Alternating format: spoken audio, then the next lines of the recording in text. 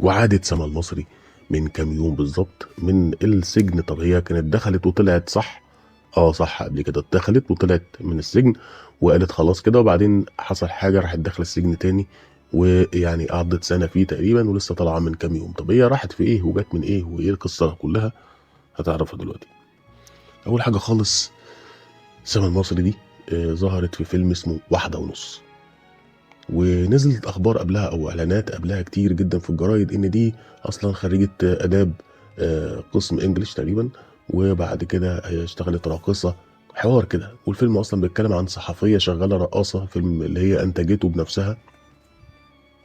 فبالتالي نقابة الصحفيين عملت اعتراضات ومشاكل كتير، ازاي صحفية تشتغل رقاصة، ازاي تتكلم عنها في فيلم كده عن الصحفيين والكلام ده.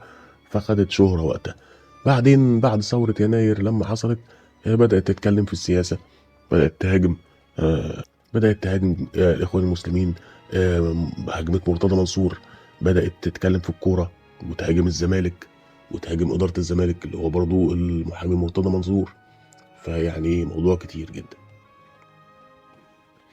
خدت شهرة جامدة جدا برضو بعد ثورة 30 يونيو.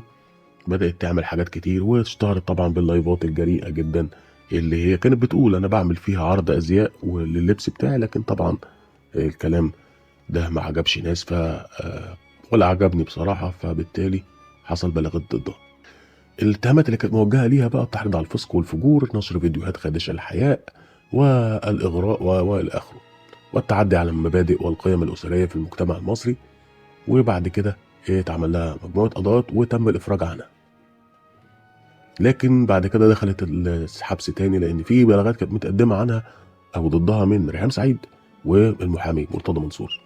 أول حكم عليها كان حبسها 2 مع إلزامها بدفع غرامة قدرها 300,000 جنيه بتهمة التحريض على الفسق والفجور من خلال نشر صور وفيديوهات خادشة للحياء.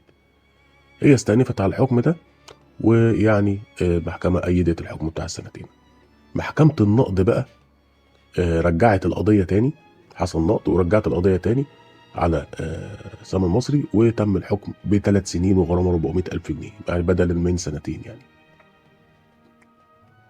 المحكمة الاقتصادية بقى في القاهرة أمرت بحبسها 6 شهور في اتهامها بسب وقذف الإعلامية ريهام سعيد، بالإضافة لحكم آخر بحبسها 1 سنة لاتهامها بالتعدي برضه على القيم الأسرية.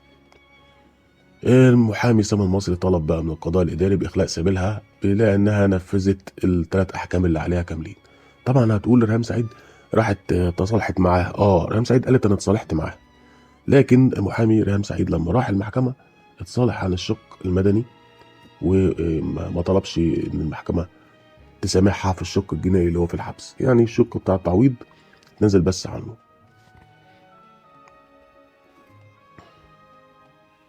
يعني سما مصر كده قعدت 4 سنين ونص في السجون. تم الافراج عنها بقى بشكل رسمي كامل يوم 26 ديسمبر 2024 من 4 ايام كده. وهي دلوقتي في المنزل قاعده، ويعني حابه كده تستخبى لمده اسبوع وهترجع تاني.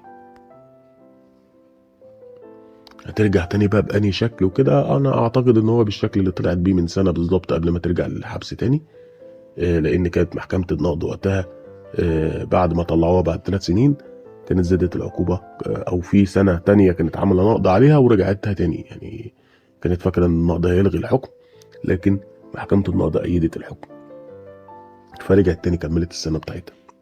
فانا رايي انها هتطلع بنفس الطريقه اللي طلعت بيها قبل كده.